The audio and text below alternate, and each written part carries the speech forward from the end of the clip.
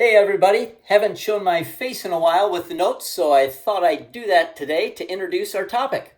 Today we are going to look at the exile and return of Israel. What is that, you may ask? Well, you'll soon find out. And then after those notes, I'll do a brief look at the 400 years between Malachi and Matthew, or in other words, what happened between the end of the Old Testament and the beginning of the New Testament in the land of Israel. So, let's get going. The Old Testament draws to a close the exile and return of the Jews. Just to let you know, here's what we're looking at is right here, Babylonian exile, and then the return of the people of God to the land of Israel. Babylon defeats Judah. There was a first defeat which involved surrender and exile. This came in a couple stages, in fact, and this would be the time when the famous Bible figures of Daniel, Shadrach, Meshach, and Abednego would have been forcibly taken to Babylon as young men. Then there was a second defeat. After the Babylonians left a couple years later, Jerusalem got stubborn, stopped paying taxes, and refused to submit to Babylon. So Babylon came, and it took a while. Because Jerusalem was a strong fortress, well-stocked. However, after over a year, Jerusalem was finally destroyed, and then the people forcibly taken to the land of Babylon. So that's what exile is, the people forcibly taken to Babylon. At this point, the people of God thought it would have looked like their nation was done. It was over, never to rise again. Look at the Philistines, the Hittites, the Amorites, the Moabites, Jebusites, Midianites. All of these people groups were destroyed completely. And at this point, it looked like Israel, or Judah, southern kingdom, was completely destroyed. However, God is faithful. He made a promise, and they were not done. A little MAP showing the approximate travel route from Jerusalem into exile. Now, in exile, about how long was it? It was about 50 to 170 years long. The reason for the range is because there were several different returns. How did it affect the Jews? They rejected idols and returned to God. I'm not saying they were perfect, but in general, they rejected idols and returned to God. What are three famous people that lived during the time of exile? So I'll have you guess here. Who do you think this person is? Well, this is Daniel, of course. And this is a very famous painting of Daniel and the lion's den. And the artist has the different looks on each of the lions' faces, which is kind of interesting. And this person represents Queen Esther. Queen Esther, God used her to become queen of Persia, and then she saved her people from annihilation from the wicked plans of Haman. Queen Esther. An amazing story of salvation. And then the last person is not as well known, although he did write a major book in the Old Testament, and his name, you can see right down there, is Ezekiel. These three lived in exile and stayed in exile. They never returned to the land. Now, return to the Promised Land. Babylon was conquered by the Medes and the Persians, and God sovereignly used the Persian kings to allow the Jews to return to the land. And this is now the time that they're called Jews. You will not see the word Jew in the Bible until the exile and return. And obviously the word Jew comes from Judah. So the first person we're going to look at who was involved in the first return was Zerubbabel. They arrived back to Jerusalem and sought to rebuild the temple. And they were successful. I'll just write in here. Success. Then we have Ezra. He came back later, and Ezra was concerned with the purity of the people. Before they left, they spent a number of days praying. Once they got back, the sin that they dealt with was intermarriage, and this necessarily involved idol worship. Ezra confronted the people on this. They responded in a godly way, and they stopped with intermarriage and worshiped only the Lord. Then the last person we're going to look at is Nehemiah. You see his name up there in the top left, Nehemiah. Nehemiah rebuilds Jerusalem's walls. Nehemiah was a cupbearer to the most powerful person at that time, the king of the Persian Empire. And God worked in that situation. The king allowed Nehemiah to return to Jerusalem with supplies and support to rebuild Jerusalem's walls. They were successful here. And then they celebrated a covenant renewal. The covenant renewal involved the law being read, the confession of sin, and they were so overwhelmed with their sin that the Bible talks about how they wept as they confessed. I should also say, when they read the law, it was for hours and hours at a time that they read the law. You and I would think, how could a human do this for so many hours? Just listen to the Bible being read. But that's what they did. They confessed their sins. And then there was the commitment of the people. Commitment of the people. So you will notice throughout this course, I've brought up covenant renewal. And in our lives, God calls us to renew, to recommit in our relationship to Him. And one of the ways we do that is by reading the Bible, confessing our sin, and praying prayers of commitment to the Lord. Now, here at the bottom of your notes, a little review.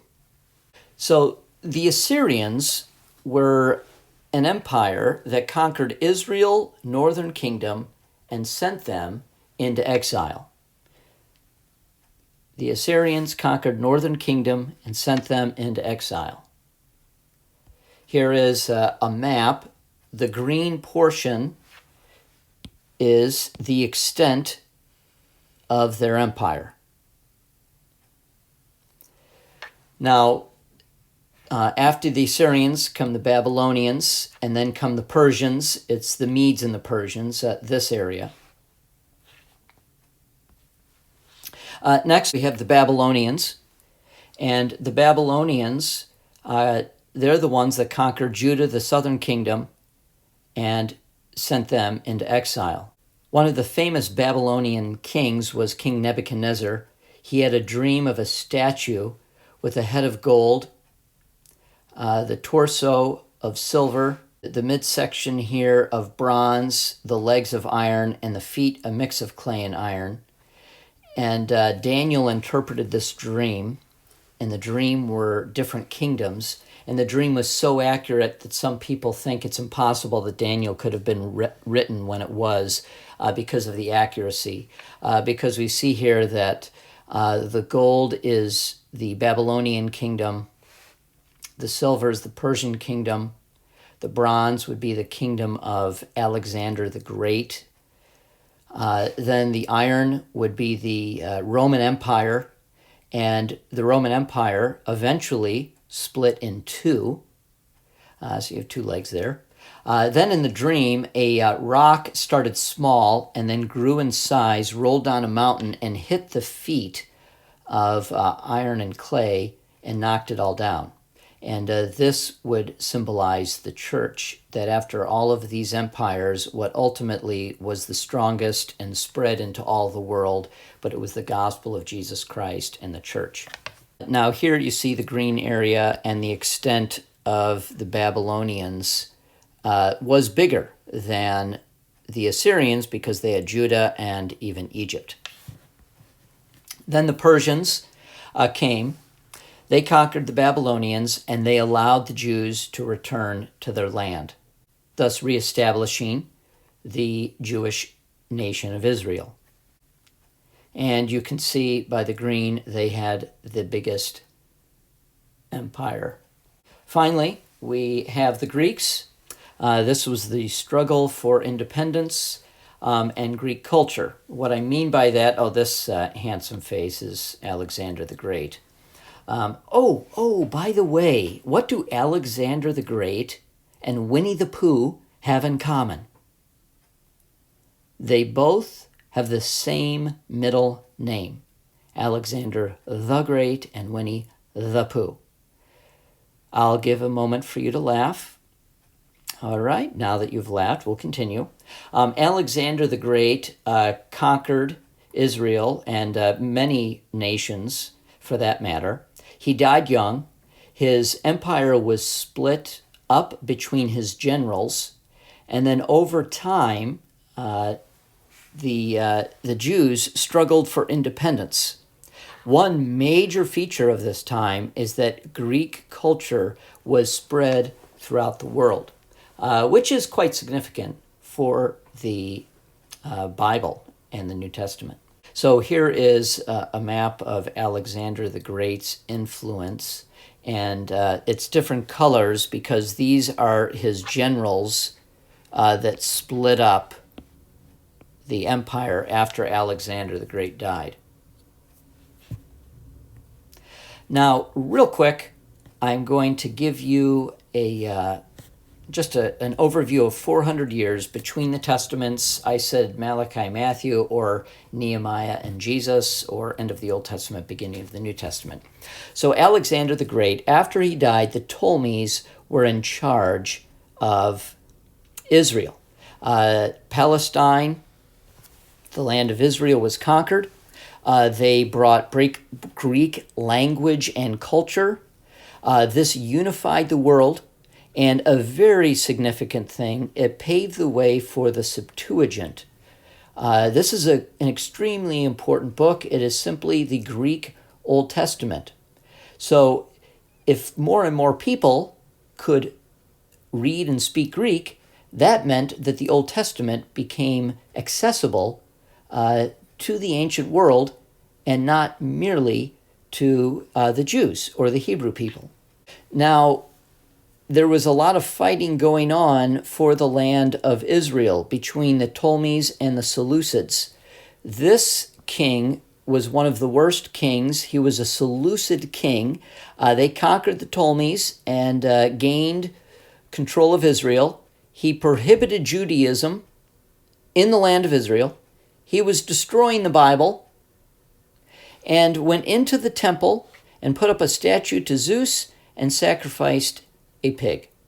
This guy was, the most wicked, and he was really trying to just erase Judaism.